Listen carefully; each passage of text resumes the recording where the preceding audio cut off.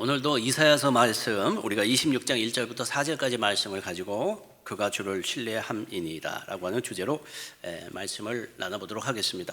자, 여러분 신뢰라는 단어를 한번 들어보셨습니까?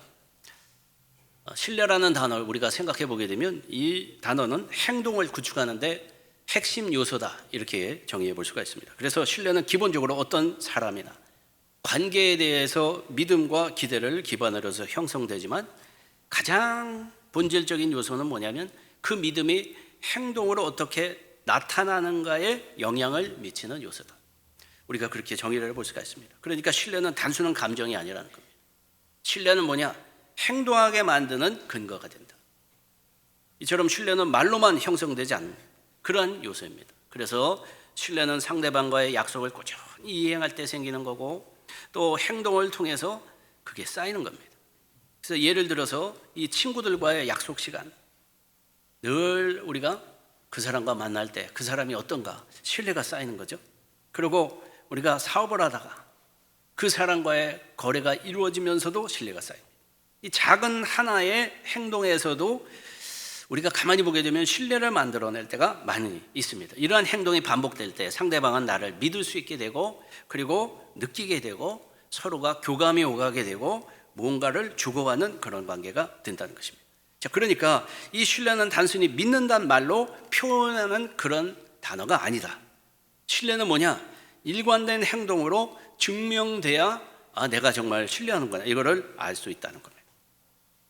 어느 마을에 심각한 가뭄이 지속되고 있었습니다. 교회에서 전 교인들이 모여가지고 이제 이 가뭄을 위해서 기도를 하자. 그래서 간절히 비를 내려주시기를 기도하기 시작했습니다. 자, 그렇게 모두 뜨겁게 기도하고 또 기도했던 것입니다. 자, 그런데 그렇게 많은 사람들이 기도에 참석하고 또 참석하고 그랬는데 그 중에서는 단 한 소년만 우산을 들고 왔더라는 겁니다. 그래가지고 사람들이 궁금한 거예요. 이 소년이 신기한 거죠. 가뭄이 이렇게 지속되고 있는데 우산을 들고 온 그 소년이 신기했어요. 그래서 이 사람들이 이제 소년에게 물어봅니다. 왜 너는 이 가뭄에 우산을 들고 왔냐? 물어봤다는 것입니다. 그러니까 소년은 해맑게 웃으면서 대답을 하는 겁니다. 뭐라고 얘기했냐면 이제 비가 올 거니까요. 우리가 기도하잖아요. 이렇게 얘기를 했다는 것입니다. 더 놀라운 사실은 뭐냐면 그날 이후 정말로 비가 내렸다는 것입니다. 그래서 사람들은 그 소년의 신뢰를 보면서 깊은 깨달음을 얻었다. 여러분 바로 이런 것이 신뢰라는 거예요. 그렇습니다. 성도 여러분, 우리가 성경 말씀을 보아도 잠언서의 말씀 우리 3장 5절과 6절의 말씀에는 이렇게 말씀합니다. 너는 마음을 다하여 여호와를 신뢰하고 내 명철을 의지하지 말라. 너는 범사에 그를 인정하라. 그리하면 내 길을 지도하시리라. 이 말씀을 우리가 찾아볼 수가 있습니다. 여러분 신뢰는 그러니까 단순한 감정이 아니라는 거죠. 이 신뢰는 행동을 통해 형성되고 강화되는 관계의 기초석과 같다. 우리는 그렇게 정의해 볼 수가 있습니다. 그래서 이 신뢰의 불확실한 그 상황 속에서도 상대방의 행동을 기대해야 하는 그런 시간, 믿고 의지할 수 있는 능력이 신뢰라는 거예요. 그래서 켄 블렌차드라고 하는 비즈니스 컨설턴트라고 하는 사람이 이렇게 자기의 책에다가 이론을 썼는데 그게 뭐냐면 ABCD 신뢰 모델이라. ABCD 신뢰 모델에 따르게 되면 그는 뭘 주장하냐면 신뢰는 능력 그것을 행동으로 나타나게 하는 것이다. 신뢰는 믿을 만한 행동 그리고 연결된 행동으로 지속적으로 믿을 만한 행동을 통해서 형성된다. 이렇게 주장을 하고 있습니다. 그러니까 이 신뢰는 시간이 지남에 따라 반복되는 이 긍정적인 행동들에 의해서 강화된다. 그걸 얘기를 하고 있는 것입니다. 이처럼 상대방이 보여주는 신뢰할 수 있는 행동이 지속되면 자연스럽게 그 상대방을 믿고 우리는 거기에 그 교제를 통해서 또 여러 가지의 행동을 통해서 그와 함께하게 된다는 것입니다. 자, 근데 반대로 우리가 생각해 보자는 거죠. 약속을 어기거나 신뢰가 깨어지게 되면 즉각적으로 우리는 어떻게 되죠? 그 관계가 악화된다는 사실을 우리는 배우게 된다는 것입니다. 결론적으로 뭐냐? 신뢰는 단순한 감정이 아니었다는 거지. 신뢰는 뭐냐? 우리의 고백만이 아니라 지속적으로 일관된 관계를 통해 가지고 구축된 그 관계의 기반 속에서 우리가 어떻게 행동할까를 결정하는 중요한 단서가 된다. 자, 그런데 우리 신앙생활에도 중요하게 생각해 봐야 될 게 뭐냐면은 바로 이 신뢰의 문제입니다. 여러분, 신뢰와 신앙은 서로 상호 간에 영향을 미치는 관계다. 우리는 이 사실을 이해할 수 있어야 된다는 것입니다. 왜 그렇게 얘기하느냐? 신앙이 뭘까를 한번 정리해 보자는 거죠. 신앙이 뭡니까, 여러분? 이 신앙이라는 뜻이 영어로는 faith 이렇게 되어 있습니다. 자, 그러면 신앙은 뭘 얘기하느냐? 일반적으로 어떤 초월적인 존재, 초월적인 가치, 초월적인 원리, 그 진리를 굳게 믿고 따르는 마음가짐, 태도를 우리는 신앙이다. 그러니까 이 신앙을 근거로 하고 있는 게 뭐냐면 눈에 보이지 않는 존재인 겁니다. 눈에 보이지 않는 가치 혹은 원리들을 믿는 것으로 우리는 신앙생활을 한다는 거죠. 이처럼 신앙은 종종 현실을 넘어섭니다. 그래서 그 현실을 넘어선 존재와 가치를 우리가 받아들일 때 우리가 신앙생활을 하게 되는 것입니다. 그래서 이 신뢰와 신앙은 모두 믿음이라고 하는 공통된 토대 안에서 세워지게 되어 있다는 것입니다. 그런데 놀라운 것은 이 둘은 불확실성이라는 것을 가지고 있지만 오히려 사람들에게 안정감을 제공하고 그래서 개인이나 공동체의 행동을 이끌어내는 힘을 가지고 있다. 그게 바로 신앙입니다. 신앙을 한자어로 한번 풀어보면 어떻습니까? 여러분, 믿을 신자를 쓰죠. 믿을 신. 그리고 받을 앙. 그러니까 믿고 받아들인다는 거예요. 믿고 받아들인다. 신뢰는 뭘까요? 영어로 트루스트 이렇게 이야기하지만 이것도 한문으로 풀어보게 되면 믿을 신자가 들어가죠. 그리고 의뢰할래. 그러니까 이걸 합치게 되면 내가 믿기 때문에 의뢰할 수 있다. 이게 바로 신뢰의 뜻이라는 것입니다. 그러니까 신뢰와 신앙은 모두 중요한 공통 분모가 있다. 신뢰가 쌓이려면 믿음이 필요한 것처럼 신앙도 마찬가지라는 것이죠. 믿음이 주요한 그러한 원재료가 된다는 것입니다. 그래서 우리가 성경을 보아도 이 신뢰와 신앙은 바로 우리에게 중요한 요소다. 무엇보다도 우리가 신앙생활하면서 우리가 신뢰와 신앙의 대상을 누구라고 그러기 때문에 하냐면 하나님을 우리가 신뢰할 수 있어야 된다. 신앙은 뭐냐? 기독교 신앙의 핵심 요소는 뭐냐? 하나님에 대한 깊은 믿음과 의지를 가지고 주님을 따르는 거죠. 그게 바로 신앙생활입니다. 그러기 위해서는 필요한 게 신앙이라는 거예요. 바로 신뢰라는 거죠. 그래서 하나님을 신뢰하는 신앙은 신자들에게 무엇을 가져다 주냐? 평안을 줍니다. 희망을 제공해 줍니다. 그렇기 때문에 어려운 상황이라도 하나님이 함께 하신다는 믿음을 가지고 있기 때문에 우리가 흔들리지 않고 삶의 도전을 우리가 늘 경험하지만 그것을 극복할 수 있도록 하나님께서 일하심을 기대하게 됐다는 것입니다. 그래서 하나님을 신뢰하는 신앙이란 뭐냐? 객관적이고 이성적인 신뢰 그리고 주관적이고 감성적인 믿음이 결합된 상태. 그래서 우리가 하나님의 약속하신 말씀, 그분에 대한 그 기대, 바람이 무엇으로 기반하고 있냐면 신뢰, 하나님에 대한 신뢰에서 시작되고 있다는 거예요.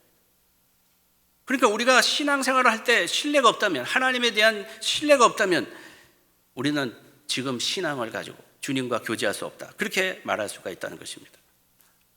한 좋은 예를 여러분들에게 설명을 드리면 한 젊은 청년이 산을 오르고 있었습니다. 근데 갑자기 이 청년이 깊은 낭떠러지기로 이렇게 굴러 떨어지게 된 것입니다. 근데 다행히 절벽에 걸린 나뭇가지를 잡고 간신히 매달리게 됐습니다. 그 가운데 어두운 밤이 찾아온 겁니다. 자기는 살아보려고 이제 필사적으로 음성 높이면서 필사적으로 소리를 치면서 거기 누가 없습니까? 도와주십시오. 외치고 또 외쳤습니다. 그렇게 시간이 흘렀는데 갑자기 한 음성이 들리는 겁니다. 뭐라고 그 음성이 얘기하냐면 내가 너를 붙잡아 줄 것이다. 나를 신뢰할 수 있겠느냐. 이 젊은이는 너무 반가웠습니다. 그래서 마음에 이제 안심해도 되겠구나. 그리고 그 음성 앞에 다시 물어봅니다. 누구십니까? 누구신데 저한테 그런 말씀을 하십니까? 그러자 그 음성이 이렇게 대답합니다. 나는 하나님이다. 그러면서 그 음성이 뭐라고 그에게 얘기를 하냐면 이제 나뭇가지를 놓아라. 나뭇가지를 놓아라. 이 젊은 청년은 어땠겠습니까? 두렵죠. 밤이 깊어서 어두운데 볼 수도 없는 데다가 밑에를 보게 되면 절벽인데 떨어져서 자기가 죽을 게 뻔한데 손을 놓으라니 말이 안 되는 것입니다. 망설였죠. 망설이고 또 망설였습니다. 그래서 결정을 어떻게 했느냐? 안 된다. 난 이걸 놓을 수 없다. 그리고 꼭 잡고 버티고 버텼어요. 그리고 하루가 지났습니다. 그 다음날 새벽이 다가왔습니다. 그 소식을 듣고 구조대가 도착해서 거기를 샅샅이 뒤졌어요. 근데 구조대가 발견한 게 뭐냐? 그 청년이 나뭇가지를 붙잡은 채 얼어 죽어 있었더라고요. 얼어 죽어 있었어요. 자, 그런데 더 놀라운 사실은 뭐냐? 그가 매달려 있던 곳에서 불과 1m 밑에 넓은 바위가 있었다. 그래서 그 손을 놓아도 그는 그 바위에 머물러서 안전하게 살아갈 수 있었던 것이죠. 여러분, 여기에서도 우리에게 주는 교훈이 뭡니까? 신뢰했었다면 그 손을 놓으라고 하는 그 음성의 그 반응이 여러분 어땠을까요? 신뢰하지 못하니까 그걸 붙드는 거죠. 신뢰하지 못했기 때문에 자신의 생명을 잃어버린 것입니다. 우리에게도 똑같다는 것이죠. 하나님을 신뢰한다는 것, 가만히 생각해 보십시오. 아무것도 눈에 볼 수 없습니다. 아무것도 우리는 정말 느낄 수도 없습니다. 그런데 그때마다 하나님께서 우리에게 뭔가를 원하실 때 우리는 순종할 수밖에 없는 거죠. 순종해야 그게 믿음이 있는 거죠. 이것을 우리는 뭐라고 얘기하느냐? 하나님을 신뢰하는 신앙이다. 여러분, 우리의 삶이 흔들리고 미래가 불확실할 때에도 하나님께서는 나를 가장 많이 알고 계시고 가장 좋은 길로 인도하신다는 것을 신뢰할 수 있기 때문에 여러분 맡길 수 있는 겁니다. 그 어려운 상황에서도 맡길 수 있기 때문에 내 마음에 평강이 온다는 겁니다. 그게 바로 참된 신앙이라는 것입니다.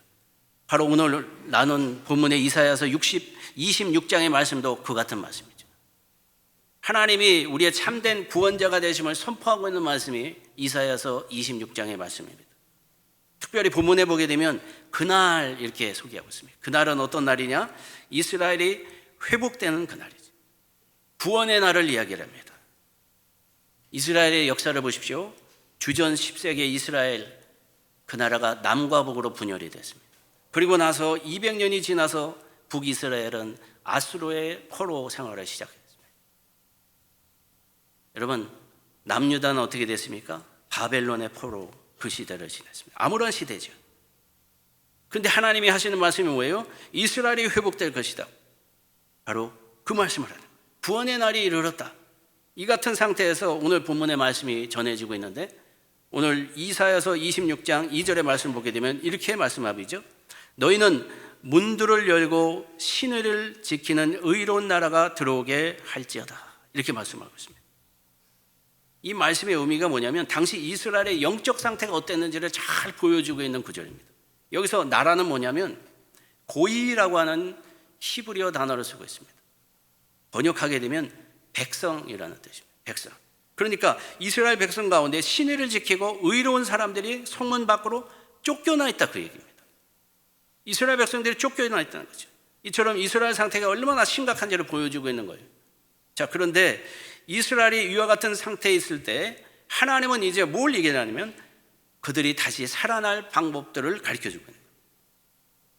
어떻게 그들이 살아나냐? 본문의 말씀대로예요. 성문을 열어서 신실하고 의로운 자들이 들어오게 하라. 신실하고 의로운 자가 들어오게 하라. 그러면서 26장 3절과 4절의 말씀을 보십시오. 이렇게 얘기합니다. 주께서 심지가 견고한 자를 평강하고 평강하도록 지키시리니 이는 그가 주를 신뢰함이니이다. 너희는 여호와를 영원히 신뢰하라. 주 여호와는 영원한 반석이심이로다. 이 말씀을 하고 있다는 것입니다. 이 말씀에서 하나님은 이스라엘에게 어떤 약속을 하고 계십니까? 평강하고 평강하도록 지켜주시겠다. 자, 그런데 이 약속은 그냥 있는 약속이 아니라 가만히 보게 되면 필요 충분 조건에 입각한 약속이다. 그걸 알 수 있죠? 조건부 약속이라는 것입니다. 어떤 필요 충분 조건이 거기에 숨어 있냐면 심지가 견고한 자가 되어야 된다는 거예요. 그럴 때 평강과 평강을 지켜주신 하나님께서 함께 하신다는 거예요. 자, 그런데 이 심지란 뭘까요? 한자어로 보게 되면 마음 심자, 뜻지자를 쓰고 있습니다. 그러니까 이 심지의 뜻은 뭐냐? 마음의 본바탕, 이렇게 해석할 수 있는 거죠. 그러니까 하나님을 얼마나 신뢰하고 있는지, 하나님이 얼마나 우리에게 신실하신 분인지, 그 마음에 우리가 어떤 상태에 있는지를 보시겠다는 거예요. 그러니까 심지는 히브리 단어로 예체르라고 사용되고 있는데, 이 예체르라고 하는 단어는 어떤 단어냐면 생각을 담고 있는 그릇, 이렇게 해석할 수가 있어요. 그릇.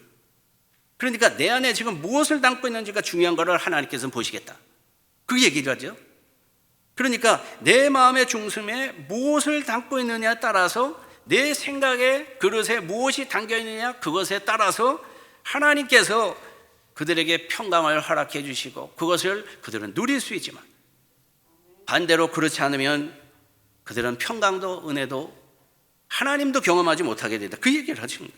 그러니까 이 모든 것을 볼 때 하나님께서 그들에게 조건으로 내세우는 건 뭐냐면, 마음의 본바탕이 반석과 같이 견고하게 하나님의 영원하심과 신실하심을 바라보는 그 상태가 되어야 하나님께서도 우리에게 평강을 주시고 은혜를 주신다는 그 말씀인 것이죠. 여러분, 그렇습니다. 하나님을 신뢰하면 우리가 두려울 게 뭐가 있겠습니까? 걱정할 게 뭐가 있겠어요? 그렇습니다. 시편 18편 31절 말씀을 보십시오. 이렇게 말씀합니다. 여호와 외에 누가 하나님이며 우리 하나님 외에 누가 반석이냐. 하나님 외에 누가 반석이냐는 것이죠. 여기서도 반석이라는 단어를 쓰고 있죠. 이 단어가 히브리어로 보게 되면 추루라고 하는 단어입니다. 추루. 근데 이 뜻은 뭐냐면 환난 전에 사람들이 피하는 피난처를 가리키는 그런 곳을 추루, 반석이라고 얘기해요. 그냥 우리가 보는 돌덩어리가 있는 반석을 얘기하는 게 아니라, 어떤 전쟁이나 위험한 일이 있으면 사람들이 그곳에 가서 숨을 수 있는 그 처소를 반석이라고 부르고 있다는 것입니다. 그러니까 이와 같은 반석, 피난처. 여러분, 하나님께서 우리에게 그와 같은 존재라는 것을 받아들일 수 있어야 된다. 그래야 우리에게 평안이 오겠죠? 하나님 앞에 우리가 피하기만 하는 모든 일들이 어떻게 돼요? 우리가 주님 앞에 맡기면 주님께서 해결해 주실 것을 믿기 때문에 평안이 온다는 것입니다. 이것을 뭘 얘기를 하냐? 우리가 어떻게 하나님 앞에 나아가는 마음을 준비해야 되는 것을 가르쳐 주는 것입니다. 신뢰한다는 것이 뭡니까? 수동태 분사형이죠. 이 말의 의미는 우리가 살기 위해서 하나님을 바라보고 나아간다는 거예요. 하나님이 이끄시는 대로 우리는 믿고 따라간다는 의미를 이야기를 하고 있다는 것입니다. 그래서 여러분, 시편 50편 15절 말씀에서도 뭐라고 얘기합니까? 환난 날에 나를 부르라. 내가 너를 건지리니 내가 나를 영화롭게 하리로다. 이 말씀을 하고 있는 것입니다. 이처럼 우리가 하나님을 간절히 찾으면 하나님은 외면하시지 않는다는 것을 우리는 알지만, 과연 그것을 신뢰하고 그 말씀 한 구절에 내 마음이 평강을 얻고 있는가 생각을 해보자는 거죠. 한 성도가 열심히 기도를 하고 있었습니다. 기도를 하다가 목사님한테 물어봅니다. 목사님, 저는 항상 열심히 기도하려고 노력하고 있습니다. 평강을 얻기 위해서 열심히 기도합니다. 그런데 왜 저는 여전히 스트레스만 받고 있는 걸까요? 너무 괴롭습니다. 너무 괴로워요. 그러자 목사님이 이렇게 대답하십니다. 아마도 성도님은 평강을 위해서 열심히 기도하고 계신지는 모르지만 이 기도가 정말 응답될까도 생각하시면서 스트레스를 받고 계신 것 같습니다. 여러분, 어떤 분이 그러더라고요. 제 안에는 평강공주와 테레사 수녀 사이에 머물고 있습니다. 우리의 삶에서 늘 우리는 우리의 마음에 괴로운 순간을 맞을 때 더 많다는 겁니다. 우리 자신을 괴롭힐 때가 더 많다는 거죠. 일어나지도 않은 일들을 가지고 걱정하고 근심할 때가 너무 많다. 그때 우리에게 필요한 말씀이 뭘까요? 하나님은 우리의 피난처이시라. 반석이 되어 주신다. 이 고백 속에 뭐가 들어 있습니까? 하나님을 신뢰하느냐, 신뢰하지 않느냐. 하나님의 보호와 안전을 우리가 믿고 기대하느냐, 그렇지 않느냐가 바로 우리의 마음속에서 반응하고 있다는 것입니다. 오늘도 가만히 생각해 주십시오. 왜 우리는 하나님을 신뢰하면서 하나님은 나의 반석이라고 찬양도 하고 고백도 하면서 불안 속에 살까? 신앙생활하는 게 왜 이렇게 힘들고 어려울까?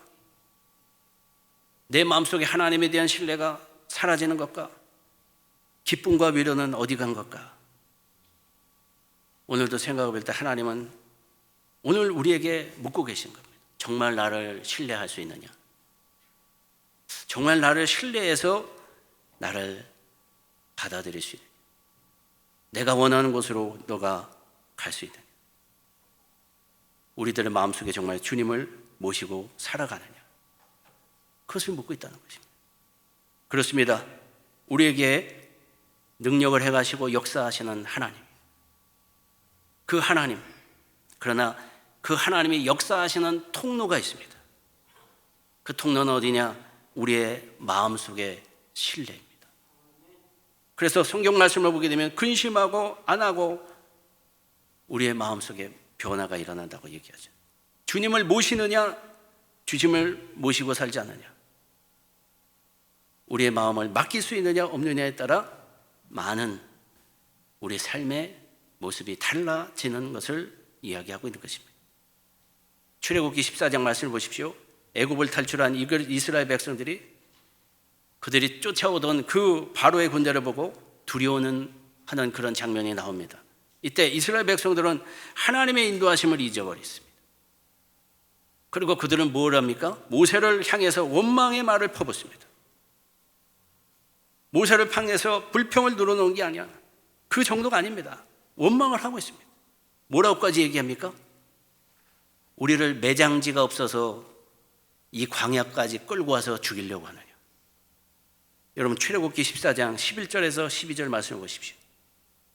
그들이 또 모세에게 이르되 애굽에 매장지가 없어서 당신이 우리를 이끌어내어 이 광야에서 죽게 하느냐? 어찌하여 당신이 우리를 애굽에서 이끌어내어 우리에게 이같이 하느냐? 우리가 애굽에서 당신에게 이런 말이 이것이 아니냐? 이르기를 우리를 내버려 두라. 우리가 애굽 사람을 섬길 것이라 하지 아니하더냐? 애굽 사람을 섬기는 것이 광야에서 죽는 것보다 낫겠노라. 여러분 이때 이스라엘 백성들의 원망을 들어보십시오. 근데 그때 모세가 그들에게 했던 말이 뭔지 아십니까? 너희는 두려워하지 말고 가만히 서서 여호와께서 오늘 너희를 위하여 행하시는 구원을 봐라.